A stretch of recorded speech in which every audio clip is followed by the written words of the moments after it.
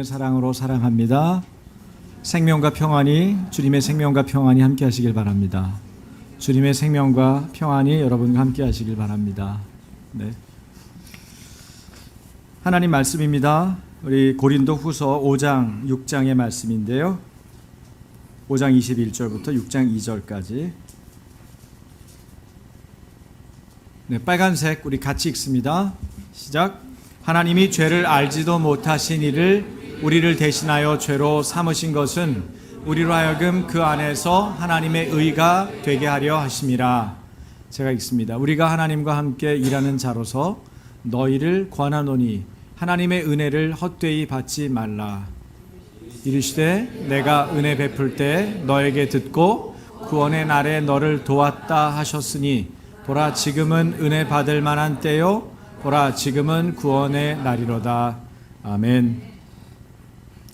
우리가 매일 아침에 일어나고 또 밤에 누워 자고 또 식사도 하고 여러 사람들을 평안한 얼굴로 보고, 이것이 얼마나 큰 은혜인지 모릅니다. 주일마다 예배할 수 있는 공간이 있고 또 시원하게, 때로는 따뜻하게 우리가 서로를 바라보면서 이렇게 누릴 수 있다는 것이 얼마나 큰 은혜인지 모릅니다. 생각해 보니까 불과 한 70년 정도, 65년, 70년, 그죠? 어간에 우리가 전쟁과 일제시대와, 그죠? 수많은 수탈을 당하고 어려움들을 경험했는데, 불과 두세 대 정도 지나서 저희가 이렇게 지금 경제적으로도 발전해 있고 굉장히 여러 가지 누려야 될 것들을, 도무지 다른 사람들 못 누리는 그 수많은 것들을 우리 손에 쥐기도 하고 또 실제로 이동하는 수단으로 사용하기도 하고 또 우리 필요한 것들을 금방 찾아보기도 하고 여러 가지 일들을, 편의를 누리고 있다는 사실에 대해서 다시 한번 생각하면 생각할수록 하나님께 감사드립니다. 여러분 어떻게 그 뉴스의 소식들을 접하세요? 지금 계속 핵도발을 하고 있는 북한의 그 태도에 대해서 지금 세계 55개국이 규탄하는 선언을 했다고 그래요. 이거 이전에 없었던 일이죠. 그리고 여러분이 잘 아시는 대로 요새 뉴스의 태반은 뭡니까?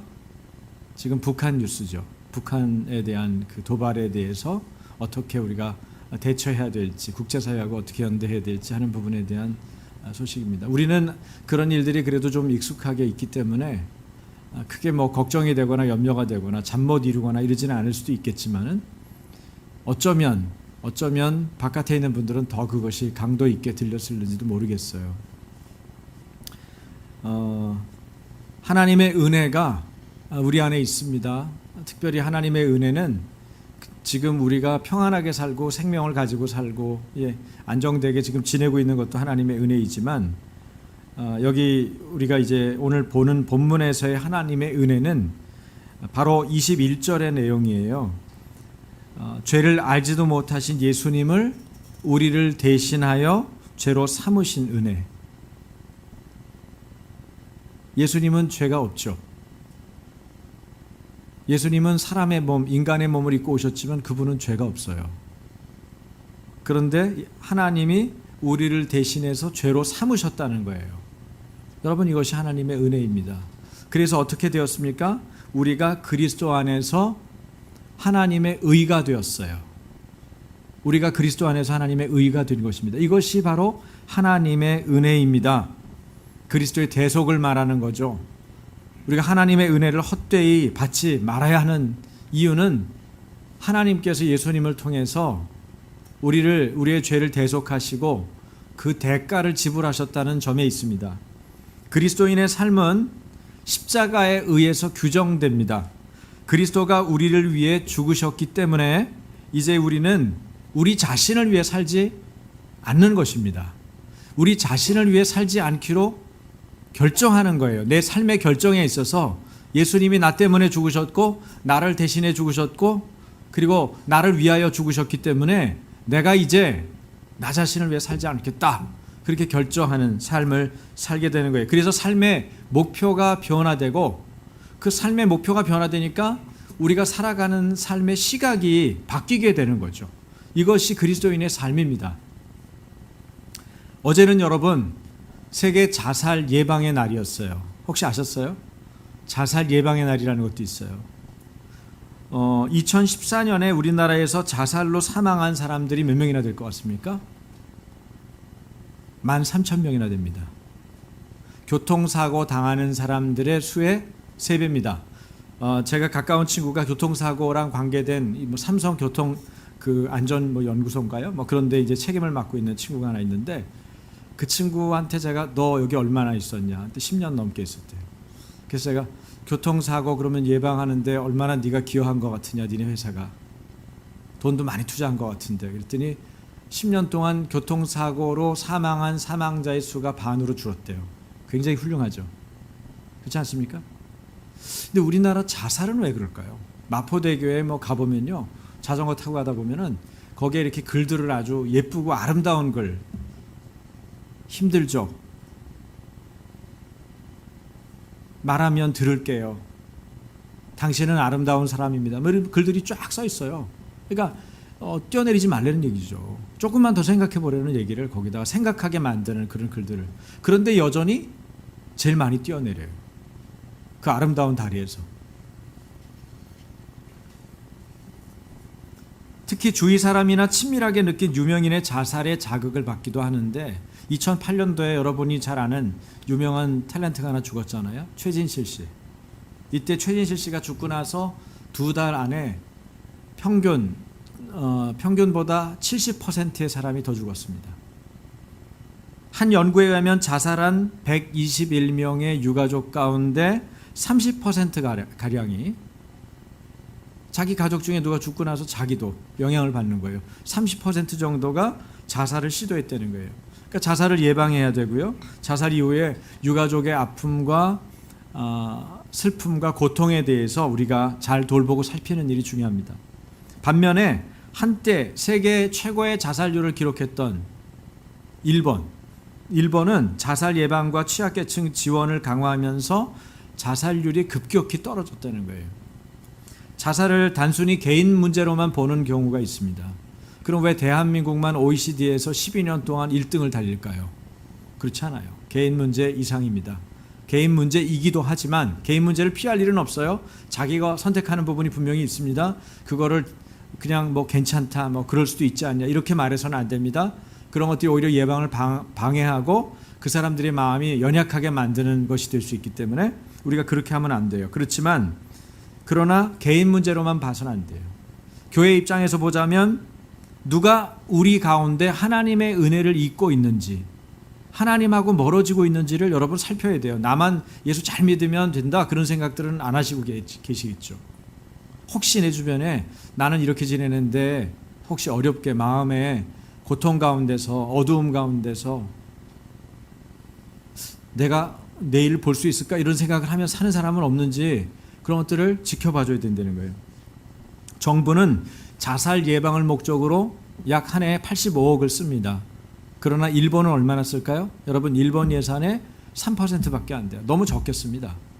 예산을 늘려야 돼요. 이걸 위해서도 우리가 기도해야 돼요. 정부의 행정을 맡은 분들, 정치인들이 좀 더 시각을 넓혀서 죽어가는 생명을 살리고 이들을 보존하는 일에 자신들의 에너지를 쓸 수 있도록 기도해야 돼요. 그래서 재정을 아끼고, 너무 적다, 내가 받은 지금 국가로부터 받는 보조금 이거 얼마 돌리겠다, 여기에다 좀 예산을 넣자, 누가 국회의원 중에 한 사람만 헷가닥 해가지고 말이죠, 그런 정도의 의지를 가지고 얘기하면요, 그 움직입니다. 사람들 마음을 움직여요. 그렇지 않겠어요? 자기가 받는 국가 보조금 올해는 안 받겠다, 자살 예방하는데 사용할 수 있게 내 돈은 내겠다, 기부할 테니까 다른 분들도 동참해달라, 누가 한 사람만 정신 차리고 그런 얘기 하면은요, 어떤 분이 그런 얘기를 하더라고요. 여러분이 무엇인가를 원하면 그것에 헌금하라고. 그게 변화되고 바뀌기를 원하면 거기에 헌금하래요. 내놓는 거예요. 10,000원짜리 한 장이라도 내놓는 거예요. 그래서 다른 사람들 마음을 움직이는 거예요. 당대 최고 인기를 누렸던 영화배우 마릴린 먼로와 록그룹 너바나의 리더 커트 코베인이 동시에 이 사람들이 스스로 목숨을 끊었어요. 이것이 아주 똑같이 비슷한 시기에 일어났나 봐요. 그런데 죽음 이후의 파장은 사뭇 달랐습니다. 여러분이 아는 대로 마릴린 먼로 자살 경우에는 자살률이 12% 증가했어요. 그런데 록그룹 너바나의 리더 커트 코베인이 죽은 다음에는 모방 자살이 없었어요.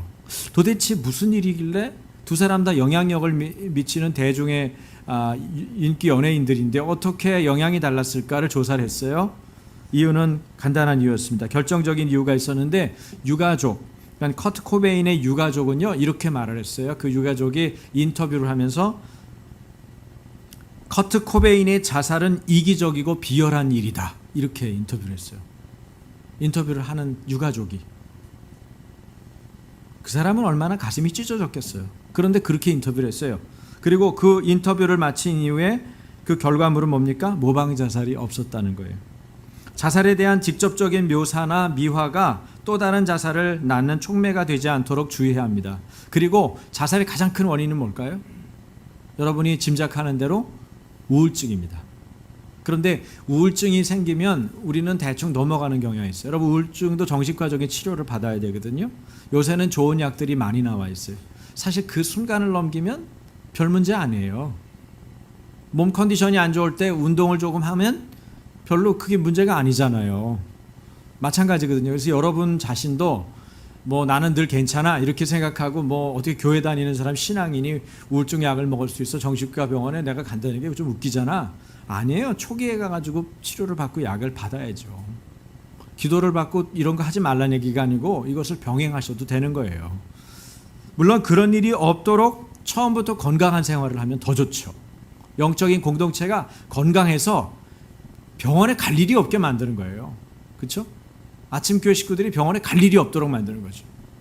우리가 체력적으로 운동을 하고 사람들하고 만나서 실컷 재미있게 어울려서 웃고, 그죠? 하나님께 기도하면 자기 근심 걱정이 다 떠나가고, 그런 상황이 되면 왜 그런 일에 얽매이겠어요? 그러나 만약에 여러분이 감당을 못할 정도의 상황이 벌어졌을 때 그런 도움을 받는 것에 죄책감을 가지실 필요는 없어요. 내가 신앙인으로서 이럴 필요가 있냐? 아니에요. 가세요. 도움을 받으시라고요. 미국이나 호주에 비해서 한국은 우울증 치료를 위해서 절반 수준만이 병원에 간다는 거예요. 이것도 원인 중에 하나가 되는 거예요. 여러분, 우리 중에 어떤 사람이든지 은혜의 변두리에 있도록 두어서는 안 됩니다. 은혜를 헛되이 받는 사람이 없는지 적극적으로 서로를 살피고 돌아봐야 합니다. 우리나라 대한민국 자살자 수가 교통사고 사망자의 3배에 달한다는 것, 우리 이제는 고만 세야 됩니다. 교통사고가 줄은 것처럼 자살 예방 통해서 자살자들이 줄어야 돼요. 추석 명절이 되면 우리는 가족, 친지들을 만납니다. 그러나 그럴 기회가 박탈되거나 훼손된 분들도 있어요. 가족관계가 깨졌거나 가족이 없거나, 그렇죠? 여러분, 이런 주변의 사람들을 살피시기 바랍니다. 연휴 길잖아요. 여러분들은 다 멀리 뭐 외국 가거나 지방 가시는 건 아니잖아요. 그러면 여러분 중에 누구랑 시간을 보낼지를 스케줄을 생각을 해보십시오. 기꺼이 여러분의 시간과 식사를 나누십시오. 그 지체들과 나누시길 바랍니다. 우리 모든 사람이 우리가 담당해야 될 몫은 아니죠. 어떻게 하겠어요? 교회 다니면 뭐 옆에 동네부터 시작해서 이북 사람부터 시작해서 이디오피아, 저 시리아 난민까지 다 돌봐야 되겠습니까? 그럼 우리가 어떻게 살겠습니까? 우리가 우리 몫이 아니에요. 그러나 내게 주시는 영적인 부담감을 주는 지체가 있어요. 여러분이 기도할 때, 살피고 돌아볼 때, 하나님 마음을 가지고 사랑의 눈을 가지고 살필 때, 그러면 그분은 여러분 몫입니다. 그분은 여러분이 감당하셔야죠. 그걸 외면해서는 안 돼요. 하나님이 주시는 감동을 외면하면 여러분이 하나님이 주시는 축복도 외면하셔야죠. 그렇지 않겠어요? 하나님 말씀을 순종할 때 하나님의 은혜가 임하는 것입니다. 그러므로 여러분이 그런 작은 몫도 잘 감당하시고 그 일이 여러분 자신을 위한 일이라는 것도 꼭 기억하시기 바랍니다. 말할 수 없는 하나님의 은혜를 먼저 경험한 우리가 마땅히 해야 될 몫이라고 생각합니다. 여러분, 사랑만이 사람을 변화시킵니다. 믿으십니까? 사랑만이 사람을 변화시킵니다. 그래서 하나님의 사랑, 그리스도의 사랑 때문에 우리가 이처럼 이기적이고 더럽고 완악한 우리가 바뀌고 있는 것입니다. 그리스도의 사랑만이 그 답입니다. 사랑 없이는 아무도 설득할 수가 없어요. 사랑만이 우리를 그리스도께 굴복하게 합니다. 사랑이 아닌 다른 것은 또 다른 문제를 만듭니다. 사랑 없는 희생이 어떻습니까? 사랑 없는 희생은 자신에게 유익이 없어요. 고린도전서 13장 3절이죠. 다 같이 내가 내게 있는 모든 것으로 구제하고 또 내 몸을 불사르게 내줄지라도 사랑이 없으면 내게 아무 유익이 없느니라. 여러분, 모든 것으로 구제한다. 자기 소유를 다 팔아서 남 주는 거 쉽습니까? 어렵죠. 내 몸을 불사르게 내주는 거 가능합니까?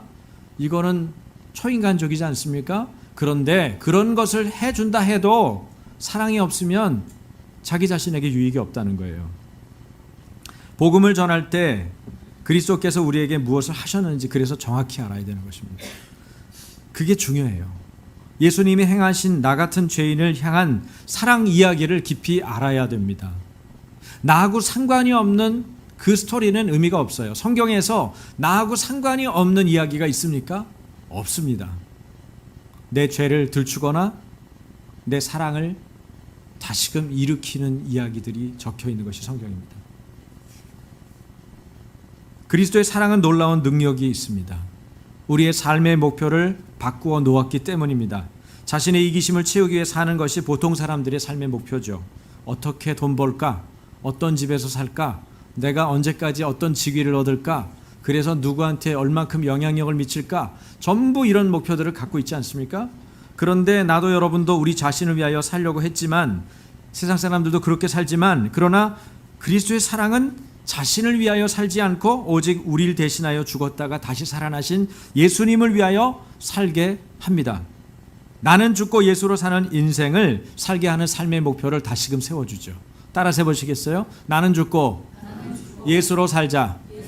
나는 죽고 예수로 살자. 이것이 그리스도의 사랑 때문에 생겨난 거예요. 그래서 그 사랑을 아는 사람은 이웃을 참아줍니다. 욱 했다가도 이웃을 기다려줍니다. 그리고 과거에 자기가 잘못한 거 있으면 용서를 구할 줄 알고 그 사람의 허물과 죄도 용납하게 되죠. 왜? 자기가 받았던 용납, 자기가 받았던 용서, 자기가 받았던 기다림, 자기가 받았던 사랑을 알기 때문에 그렇습니다.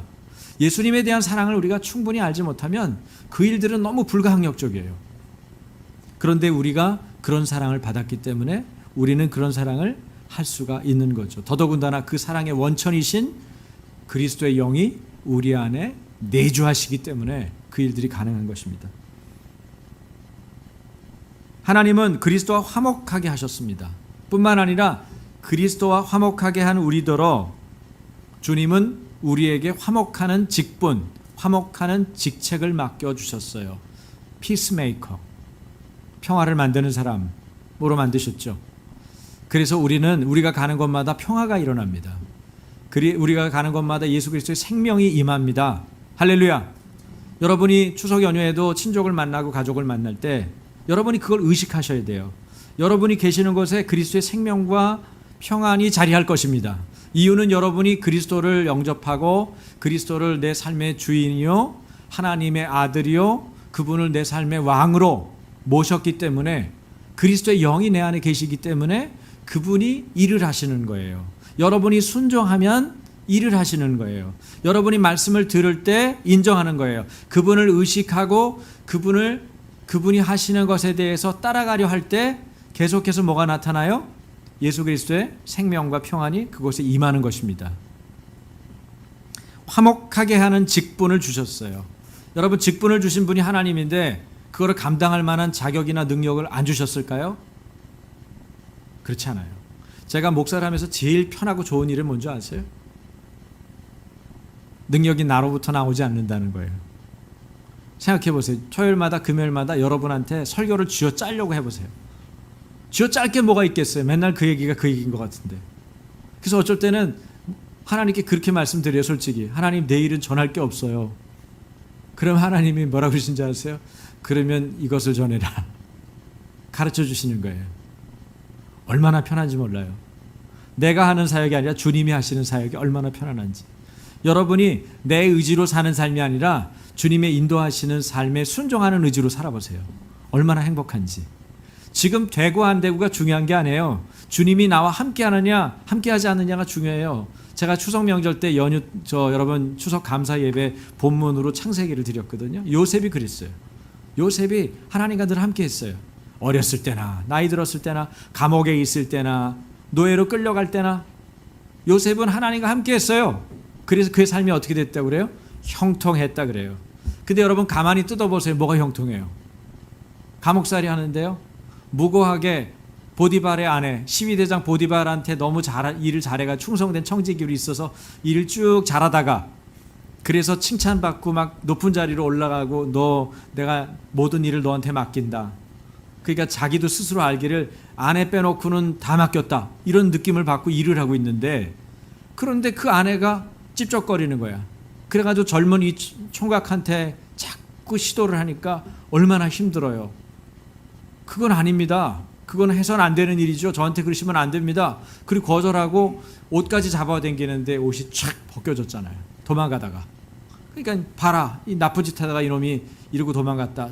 남편한테도 일러 바치고 사람들한테도 소리를 지르고 그렇게 무고하게 당하는데도 불구하고 성경은 뭐라고 기록해요?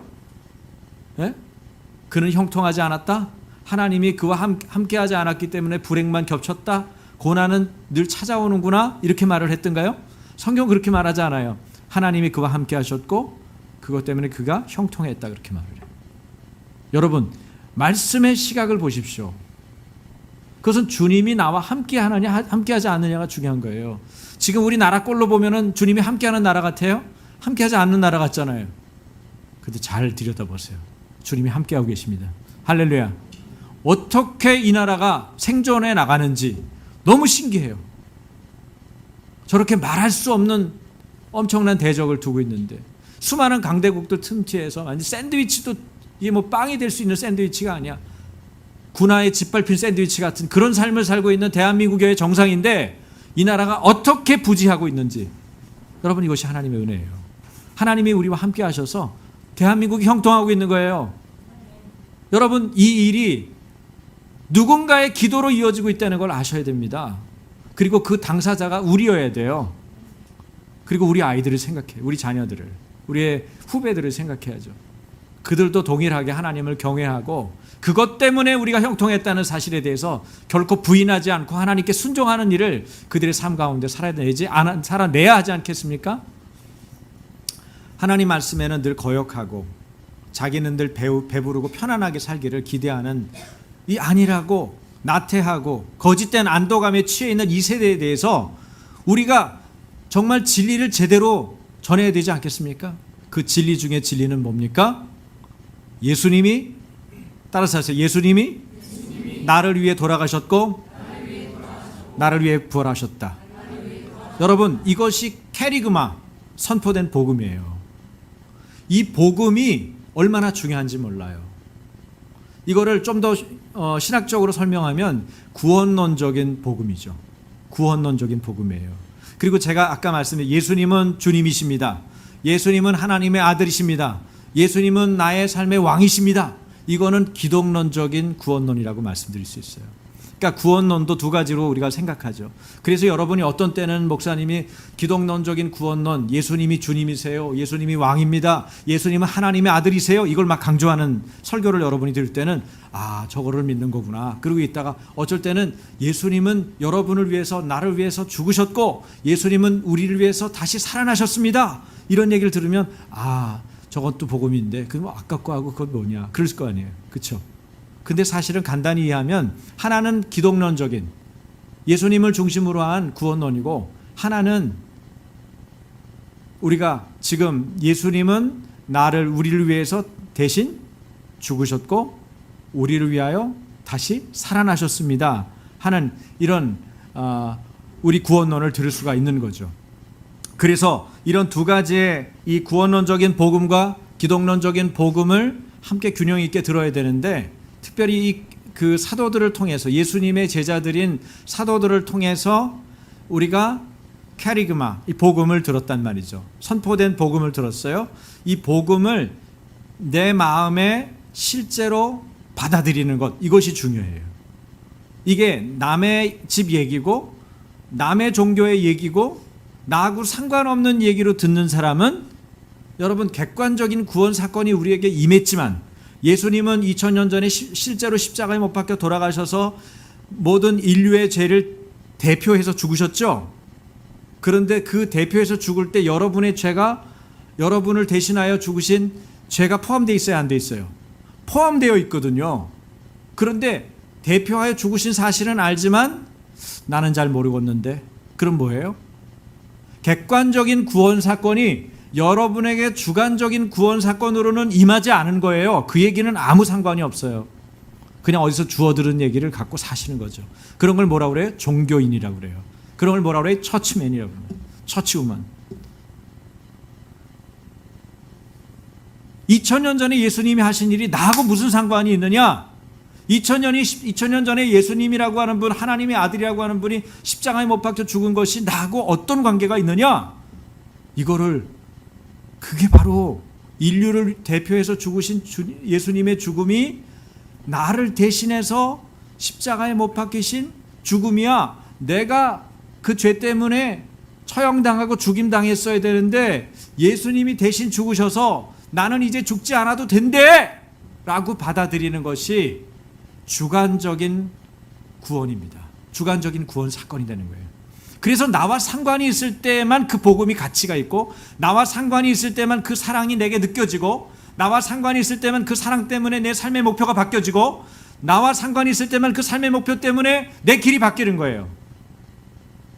그게 안 되면 말짱 꽝이에요.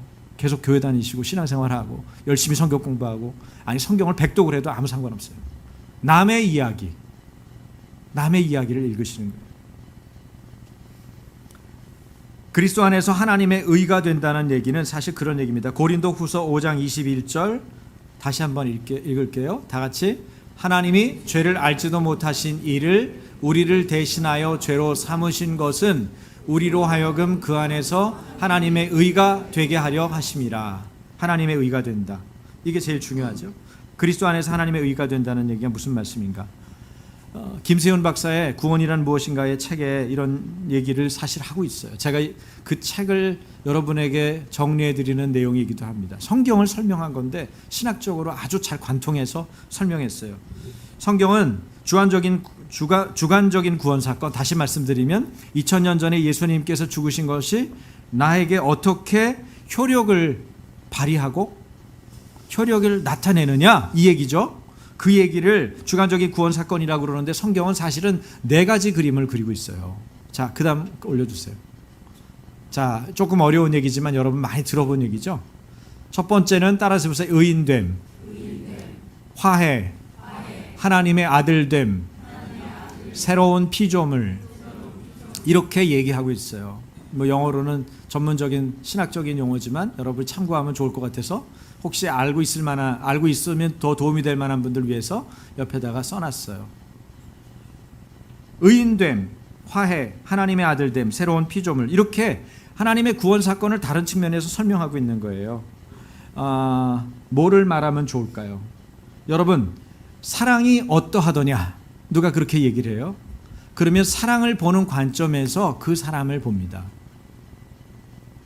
제가 여러분을 볼 때의 이 예배당의 모습과 여러분이 저쪽을 향해서 볼 때의 예배당의 모습은 다르죠. 우리 여기서 똑같이 예배실, 아침교회 예배실을 보고 있지만 보는 면에 따라서 그 어떤 면을 보느냐에 예배당의 예배실의 다른 측면을 보죠.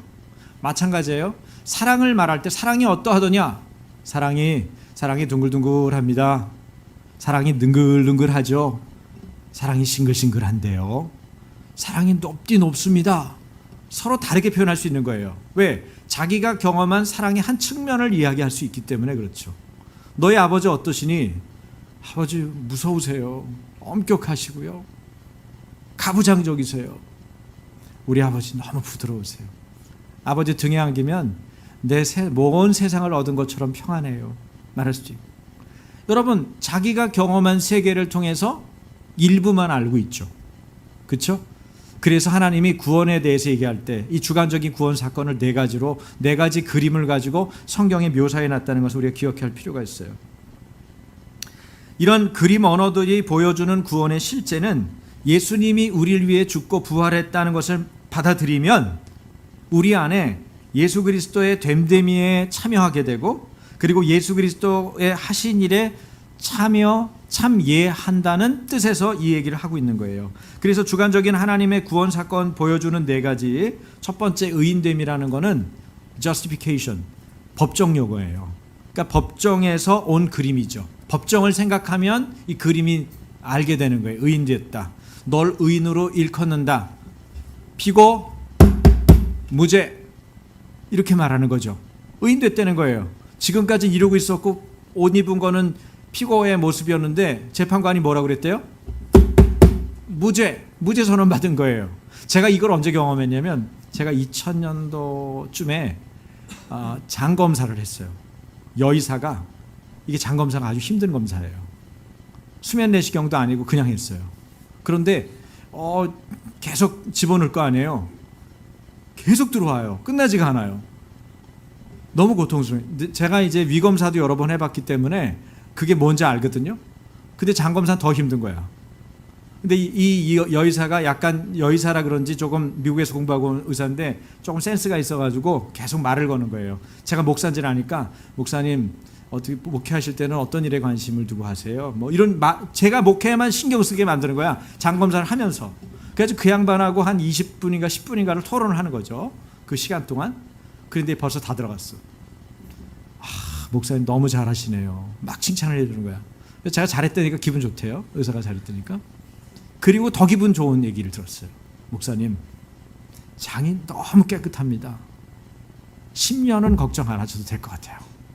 그 선포를 받기 전에 제 장 상태는 증상은 어땠냐? 화장실을 자주 가고 커피 못 먹고 뭐 저는 컵라면 먹으면 뭐 당연하고 그런 고통 속에서 지냈거든요. 그래서 한 달 반 약을 타가지고 가고 그 다음 달 와서 또 안 좋습니다. 신경성이신 것 같아요. 또 타가고 아주 그냥 약과 나는 늘 동행해야 될 친구처럼 지낸 거예요. 병원도 뭐 수시로 가야 되고. 그런데 여의사가 뭐래요? 미국에서 공부 열심히 하고 그 큰 대학병원에 이 장검사를 시도했던 여의사가 뭐라고 그랬다고요? 목사님, 이제 10년 동안은 이런 검사 안 받으셔도 될 것 같습니다. 무죄! 이러는 것 같은 거예요. 그게 무슨 느낌인지 딱 그때 느껴졌어요. 항상 긴장돼 있었고 항상 문제가 있지 않을까.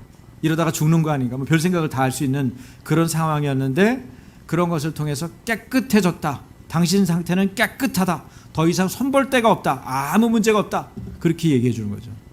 여러분, 하나님이 우리더러 너희는 의인이야. 아닌데요. 저 죄인인데요. 저 엉뚱한 짓 많이 해요. 나쁜 짓도 하고요. 제 생각은요, 온갖 죄로 가득 차 있어요. 너는 의인이다. 그렇게 소리를 듣는 거죠. 내가 그렇게 일컬음을 받는 거예요. 그렇게 보기 시작하니까 그렇게 살아버리고 싶은 거야. 왜?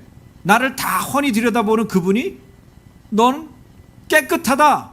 너는 의롭다. 내가 너를 의롭다라고 일컬었다. 그렇게 말했다니까요. 그게 뭐예요? 법정에서 온 그림을 본 거예요. 두 번째 그림은 화해입니다. 화해는 인간관계에서 온 그림이에요. 인간관계에서. 너하고 나 사이에는 벽이 없어. 제가 어떤 아이가 우리 얼마 전까지 봉사했던 그 기관이 있죠. 그 기관에서 봉사했을 때 어떤 아이가 계속 이상하게 저한테 시비를 거는 거예요. 탈이 날 만한 일이 없었는데 제가 자기들을 도우려고 온 기관의 목사라고 하는 이유 때문에 저한테 이제 투정 부리는 거죠. 저는 그렇게 느꼈어요. 그 투정 부리는 것도 싫지 않더라고. 날 믿으니까 투정 부리지 않겠어요? 그래서 계속 투정 부리는데 뭐 안 불편한 태도를 계속 취하고 먼저 가겠다 그러고 뭐 끝나지도 않았는데 막 얼굴은 온갖 인상을 쓰고 가면은 인사도 안 받고 얼마나 어려운지 몰라요. 근데 마지막 날 제가 이제 거기 사역을 이제 스탑해야 되는 입장이었기 때문에 공식적으로 가는 건 끝나는 거 아니에요? 그래가지고 그 아이를 일부러 찾았어요. 마침 그 모임에 있지 않고 또 건너편에 얘가 가 있는 거야. 그 시간에 나보기 싫어서 그랬는지 헤어지는 게 조금이라도 뭐가 불편했든지 제가 그것까지 기대하지는 못하겠지만 걔를 찾아갔죠. 얼굴 좀 보자 그랬더니 싫은데요. 인사해야지. 이제 난 가면 너 못 보는데 난 너하고 할 얘기가 있는데 이리 와봐 그랬더니 이제 오더라고요. 와서 내가 손을 탁 붙잡고는 얘기했어요. 아무개야, 너하고 나 사이에는 아무 벽도 없어. 목사님은 혹시 네가 실수한 게 있으면 다 용서했고 너를 여전히 사랑해. 목사님 너 용서해줘. 목사님이 잘못한 게 있으면 혹시 말로 실수했거나 네 뜻하지 않은 것으로 무엇인가를 너에게 했으면 목사님을 용서해줘. 목사님은 너의 충분한 용서와 사랑을 받고 싶어. 그리고 기억해라. 너와 나 사이에는 아무 벽이 없단다. 아무 담도 없단다. 너가 어려운 일이 생겼을 때 누구한테 연락할 데가 없으면 언제든지 목사님한테 연락하면 목사님은 너한테 뛰어갈 거야. 알겠니? 무슨 얘기인지 알겠지? 어떻게 눈물이 그렁그렁한 거예요. 그래서 사랑한다, 사랑해, 안녕 이렇게 하고 인사하고 헤어졌거든요. 화해죠. 화해예요. 탕자의 비유에 나오는 아버지가 아들을 기다리는 모습을 여러분 그림으로 상상해 보세요. 하나님께서 여러분이 죄를 짓고 죄의 문제에 대해서 용서도 구하지 못한 채 투덜투덜 주었던 모든 권세와 능력은 다 잃어버린 채 그냥 거기 가서 밥이나 빌어 먹으려고 오는 그 모습을 보면서도 달려가서 껴안고 입을 맞추고 가락지를 끼우고 새 옷을 목욕을 시켜서 새 옷을 입히고 그리고 너 왔으니까 송아지를 잡자. 동네에 잔치를 하자. 그게 아버지의 모습이에요. 화해죠. 이것이 구원 사건의 두 번째 그림이에요. 세 번째는요. 하나님의 아들됨입니다. 하나님의 아들됨은 가족 관계에서 온 그림이에요. 오늘 지금 제가 설명한 탕자의 비유가 중복되기도 하죠. 네 번째는 새로운 피조물이에요. 새로운 피조물, 그리스도를 통해 죄에 죽고 새로운 삶으로 부활했다는 구원의 실제를 나타내고 말해줍니다. 내가 여러분 어떻게 그리스도 안에 있게 됐는가? 내가 어떻게 그리스도 안에 있게 됐는가? 그것은 아주 단순해요.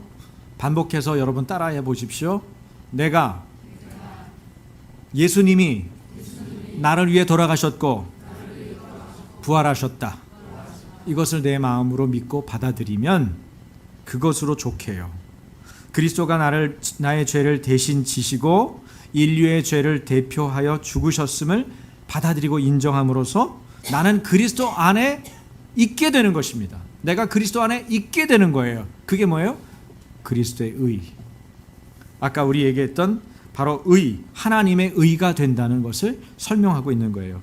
그러면 나는 그리스도의 됨됨이에 참여하게 되고요. 그분의 인격에 참여하게 되죠. 그리고 하나님에 대한 완전한 순종함에 참여하게 되고 그리고 하나님을 의존하고 순종하는 관계에 참여하게 돼요. 그래서 이상하게 주님하고 주님의 뜻에 거슬리는 일을 할 때 내 양심이 불편해지는 거예요. 그건 여러분이 아직은 죽지 않고 살아 있다는 거예요. 그러므로 그 양심을 외면하면 안 돼요. 왜 이러지 내가? 나는 이것을 원하는 욕구를 가지는데 왜 내 양심이 불편하지? 양심을 짓밟아 버리면 안 돼요. 그러면 하나님의 의가 됐던 여러분을 계속 거스르는 것입니다. 그런데 그것에 대해서 순종하고 하나님을 의존하는 관계에 계속 참여할 때 알게 되죠. 나는 완전히 새롭게 창조된 것과 마찬가지로 지음받았구나. 여러분 이것을 사도 요한은 뭐라고 표현했어요? 거듭남, 위로부터 남 이렇게 표현했어요. 다른 접근을 한 것뿐이에요. 똑같은 내용을 얘기하는 거예요. 오늘은 여러분 한 본문에 대해서 여러분 얘기를 하지만 사실은 성경의 전반적인 구원에 대해서 여러분들에게 그림으로 설명해 드리고 있는 것을 아셔야 돼요. 우리가 믿음으로 죽으셨다가 다시 살아나신 예수 그리스도와 연합하여 최초의 인간이었던 아담이 잃어버린 하나님의 형상을 회복하는 새로운 피조물이 된다는 것입니다. 그래서 자기의 제한된 자원 속에 갇혀 죽을 수밖에 없는 인생이 아니라 하나님께 의존하고 순종하는 올바른 관계 속에서 하나님의 무한한 자원에 동참해서 그 자원을 끌어다 쓸 수 있고 그리고 그것 때문에 신적인 삶, 영적인 삶, 하나님과 동행하는 삶에 참여하게 되는 것, 이것이 뭐예요? 구원 사건이에요. 그러니까 여러분이 가지고 있는 구원, 우리들이 맞닥뜨린 이 구원 사건은 엄청나게 어마어마한 일이라는 사실에 대해서 우리가 기억해야 돼요. 나의 제한된 시각으로 내 삶을 보는 게 아니라 하나님의 무한한 자원을 여러분이 끌어다 쓸 수 있다는 거예요. 그래서 예수님에게 하나님이 넘겨주신 그 대행할 수 있는 권세가 뭐예요? 하늘과 땅의 권세를 가지셨으니 이렇게 표현해요. 근데 예수님은 누구에게 그걸 넘겼어요? 그의 제자들, 그를 믿고 따르는 제자들에게 하늘과 땅의 권세를 주셨단 말이에요. 그게 누가 갖고 있어요? 여러분과 제가 갖고 있는 거예요. 그래서 우리가 나를 위해서 기도할 수 있는 거예요. 여러분이 고작 15분 여기서 머리 숙여서 기도하는 게 뭐가 되겠냐? 아니에요. 지금 되고 있잖아요. 우리의 기도 때문에 하나님이 일하시고 있는 것들이 안 느껴지세요? 안 보이세요? 그러면 좀 하나님 제가 기도하는 것이 좀 보이게 해주세요. 그 결과물들이 좀 느껴지게 해주세요 라고 구해보세요. 보이기 시작할 거예요. 지금 그런 일들이 일어나고 있어요. 이 구원이 어떻게 우리에게 왔는가? 예수 그리스도께서 우리를 대신하여 돌아가시고 부활하신 것을 믿었기 때문에, 다시 강조하지만 예수님의 십자가와 부활 때문에, 그것을 받아들이는 이 믿음이라고 하는 수단 때문에 그 구원이 우리에게 온 거예요. 믿음이 나를 구원한 거죠. 믿음으로 말미암아 우리는 구원받은 것입니다. 근데 믿음이 뭐예요? 하나님의 선물이죠. 재판관에 의해 무죄 선언을 받은 것이 의인됨입니다. 재판장이신 하나님께서는 예수님의 대신 죽으심을 통해서 우리를 무죄로 선언하고 이제는 우리를 보호하고 사랑하는 것에 어떤 장애도 없게 만드셨습니다. 또 우리는 하나님께 의존하는 것에 있어 거침없는 하나님과 올바른 관계가 됐어요. 이것이 하나님의 의가 된다, 구원받았다 이 얘기입니다.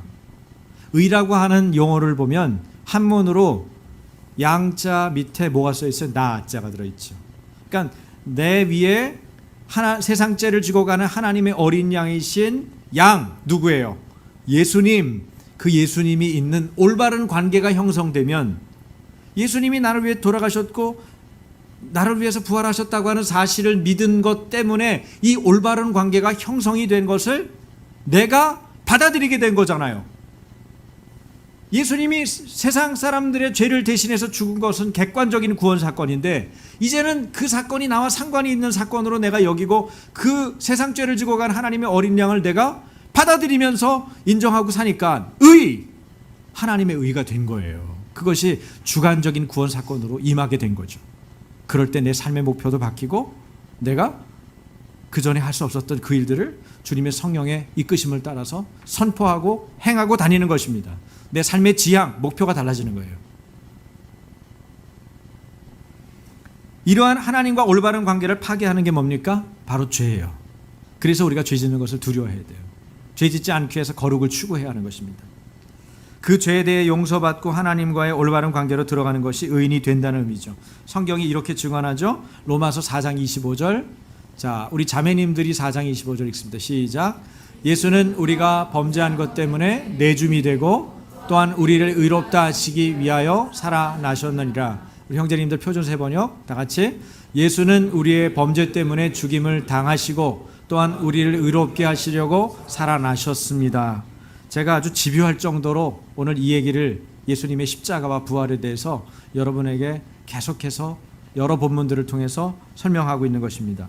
그러니 그리스도의 죽음과 십자가가 우리에게 여전히 언제나 중요합니다. 그리스도인의 삶의 근거이기 때문에 그렇습니다. 새로운 삶의 출발은 여기에서 시작되어 여러분이 새로운 영적인 삶을 출발하고 싶으면 예수님이 나 때문에 죽으셨고 그분이 다시 살아나셨다는 사실에 대해서, 그것이 나와 상관이 있는 일이라는 사실에 대해서 깊이 묵상하고 믿음으로 받아들여야 돼요.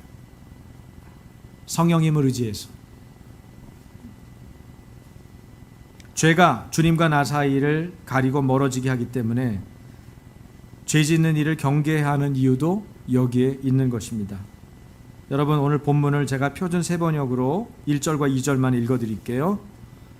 우리는 하나님과 함께 일하는 사람으로서 여러분에게 권면합니다. 여러분은 하나님의 은혜를 받아서 헛되이 하지 마십시오. 하나님께서 말씀하시기를 은혜의 때에 나는 너의 말을 들어주었다. 구원의 날에 나는 너를 도와주었다 하셨습니다. 보십시오. 지금이야말로 은혜의 때요, 지금이야말로 구원의 날입니다. 한국에서 살고 싶어하는 사람이 오랫동안 불법 체류자로 살았다고 해보십시오. 그런데 어느 날 정부가 일정한 기간을 둬서 이 사람들 정해놓은 기간에 신고만 하면 한국 시민으로 받아준다는 공고를 했다고 한번 상상을 해보세요. 이게 뭡니까? 은혜 받을 만한 때예요. 우리도 동일하게 하나님의 복음을 받을 만한 때로 하나님께서 은혜 받을 만한 때를 열어주셔서 우리가 그것을 받아들이고 구원을 받은 거죠. 하나님의 의를 소유하게 된 것입니다. 여러분, 이사야 49장에 보면 포로된 백성들이 고국으로 돌아가서 살 수 있게 하시는 하나님의 때를 예언하고 있습니다. 그런데 이 말씀을 읽으면서 저는 오늘의 북한 동포들을 향한 하나님의 말씀으로 들렸어요. 여러분과 제가 이 말씀을 그러한 말씀으로 받고 믿음으로 선포하기를 희망합니다. 믿음의 간구는 역사합니다. 간절히 구하는 마음으로 함께 선포하면 좋겠는데요. 제가 먼저 읽겠습니다. 여러분이 검정색으로 된 거 읽으시면 됩니다. 주께서 이렇게 말씀하신다. 네가 내 종이 되어서 야곱의 지파들을 일으키고 이스라엘 가운데 살아남은 자들을 돌아오게 하는 것은 네게 오히려 가벼운 일이다. 땅끝까지 나의 구원이 미치게 하려고 내가 너를 뭇 민족의 빛으로 삼았다.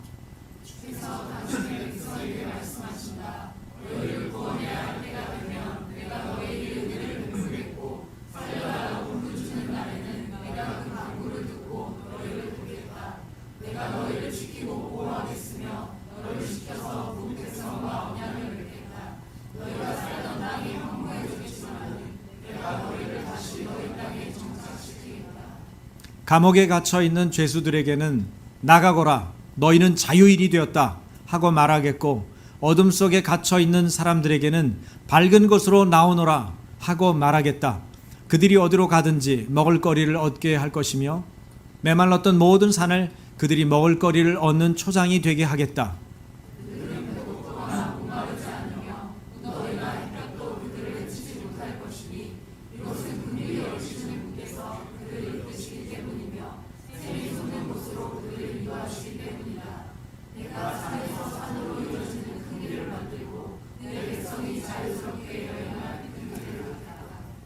하늘아 기뻐하여라, 땅아 즐거워하여라, 산들아 노랫소리를 높여라. 주께서 그의 백성을 위로하셨고 또 한 고난을 받은 그 사람들을 긍휼히 여기셨다. 그런데 시온이 말하기를 주께서 나를 버리셨고 주께서 나를 잊으셨다 하는구나.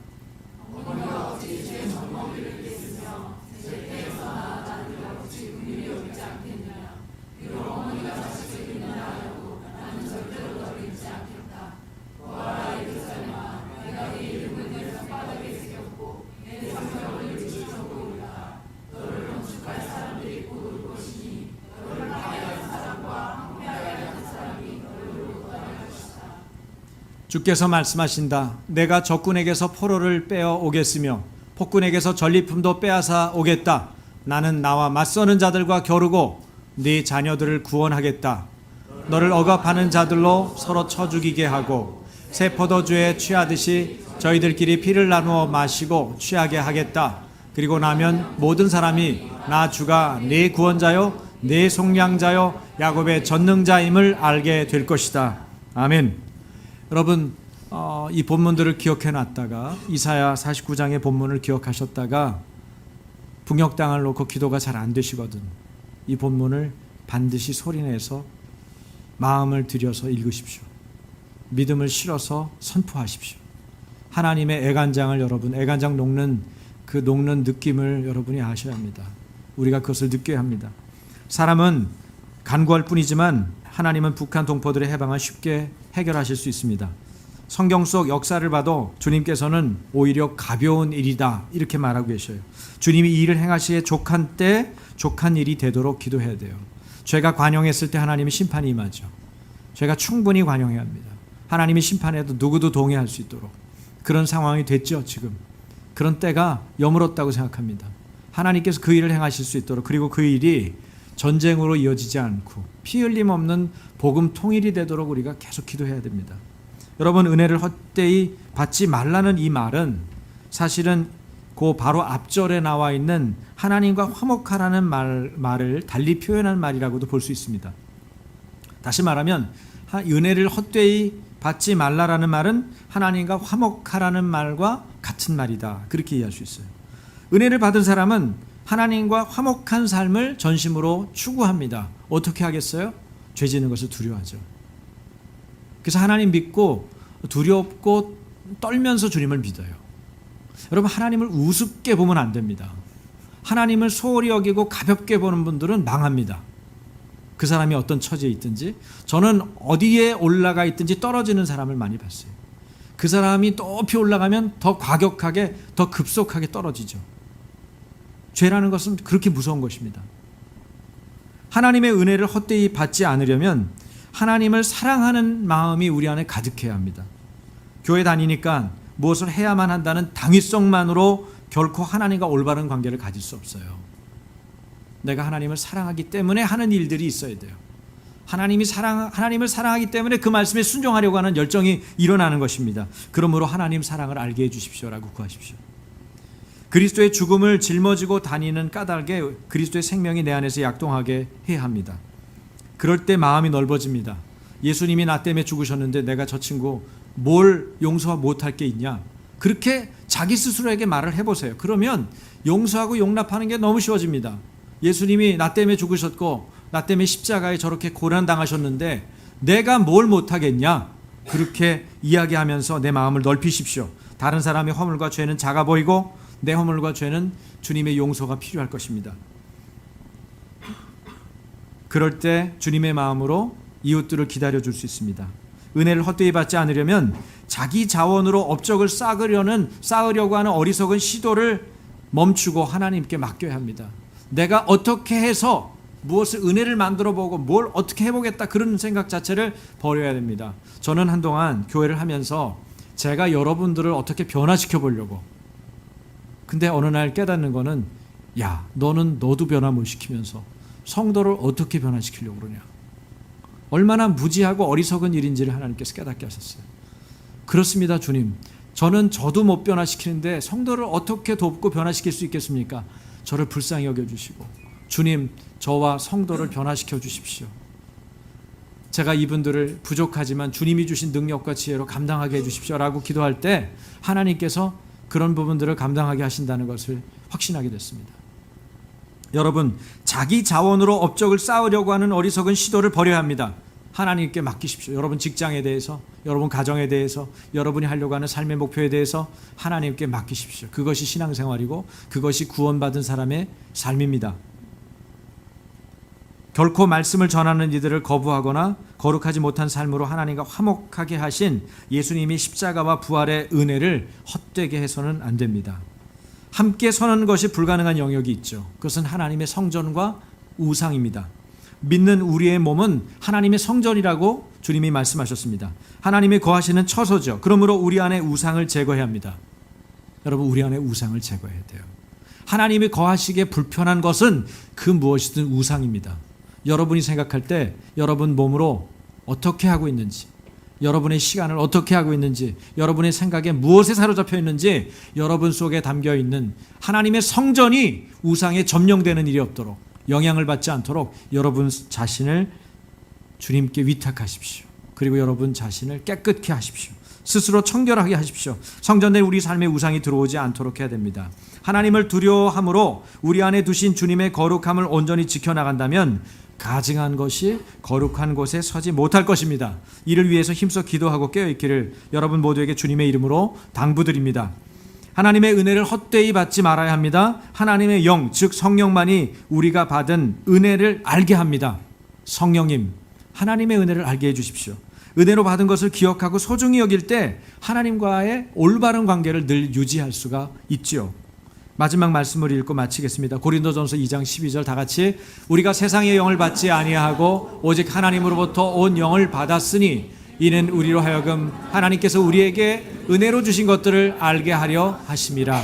성령이 아니고서는 하나님께 무슨 은혜를 받았는지 알 도리가 없습니다. 우리는 어리석고 무지합니다. 하나님, 어리석고 무지한 저희들에게 하나님의 영 성령을 통해서 하나님께서 은혜로 주신 것들을 알게 하시고 그것을 지켜나가고 유지할 수 있는 힘과 능력을 주시고 우리가 그것을 지키고자 하는 열정을 주십시오. 이 시간 같이 우리 기도하기 원합니다. 여러분 자신의 입술로 여러분 자신을 위해서 기도하십시오. 같이 기도하겠습니다. 하나님 아버지, 매일매일 눕고 자는 것, 일어서고 또 일하는 것, 하나님, 우리가 예배하고 또 직장에 가고 사랑하는 사람들과 삶을 나누고 이 모든 것들이 아버지의 은혜입니다. 그러나 그럼에도 불구하고 가장 큰 은혜는 예수님께서 나를 위해 돌아가시고 나를 위해 다시 살아나신 십자가와 부활의 은혜인 것을 기억하게 하심을 감사합니다. 하나님의 은혜를 헛되이 여기지 않게 하여 주옵소서. 내가 내가 어떤 상황에 처해 있어도 내 삶이 십자가에 의해 규정되게 하여 주시옵소서. 아버지 하나님, 나를 위해서 죽으신 예수님 기억하게 하셔서 가난하고 헐벗은 우리의 이웃들, 주님 불행하고 주님을 알지 못하는 많은 어려운 이웃들, 저들을 돌보게 하여 주옵소서. 하나님, 이 나라가 많은 어려움 가운데 처해 있습니다. 많은 위기 가운데 놓여 있습니다. 피스메이커, 믿음을 가진 하나님의 사람들이 이를 위하여 기도하게 도와주시옵소서. 정직한 자들이 일어설 수 있도록 예수가 우리를 위해 죽고 부활하신 이 선포된 복음을 온 천하가 받아들일 수 있도록 하나님, 우리뿐 아니라 통일된 조국이 하나님 복음으로 통일되게 하시고, 그리고 북녘 땅의 동포들도 다 이 선포된 복음을 들을 수 있도록 주님의 말씀을 듣는 은혜가 있도록 주님 우리를 준비시켜 주시고 사용하여 주시기를 원합니다. 그러자니 나를 보존하셔서 아버지, 나를 보존하여 주옵소서. 북녘 땅의 동포들에게 하나님 해방을 주시옵소서. 이들이 문 가운데 나올 수 있도록, 자유인이 될 수 있도록 하나님, 북녘 땅의 사람들이 말하기를 주께서 나를 버리셨고 주께서 나를 잃으셨다 말할 때 나는 너희들을 절대로 잊지 않는다. 어머니가 자식을 잃는다 해도 나는 절대로 너희를 잊지 않는다. 주님 말씀하시는 것들을 이들이 기억하게 하시고 이들이 주님이 우리의 구원자이심을 경험하게 하여 주시옵소서. 하나님, 우리가 하나님과 계속해서 함께 살려주시고 우리 마음 가운데 주님을 사랑하는 마음을 주시옵소서. 자기 자원으로 업적을 쌓으려고 하는 어리석은 시도를 버리게 하여 주옵소서. 내 눈에 하나님의 성전, 하나님의 성전인 마음에 우상을 두는 일을 버리게 하여 주옵소서. 정결케 하여 주시옵소서. 깨끗게 하여 주시옵소서. 우리 가운데 하나님의 로마는 것들을 기억하고 소중히 여길 수 있도록 하나님의 영이신 성령님, 오직 하나님으로부터 온 영이신 성령님께서 은혜로 받은 것들을 기억하며 알게 하여 주시옵소서. 그것들을 가지고 유지하고 지킬 수 있도록 하나님 허락하여 주셔서 우리 자신뿐 아니라 교회뿐 아니라 이 사회와 이 나라가 하나님이 원하시는 나라, 하나님이 원하시는 열방으로 세워질 수 있도록 주님 우리들을 사용해 주시고, 하나님 우리들이 은혜를 기억하며 이미 우리를 구원하신 그 구원 사건과 나와 상관이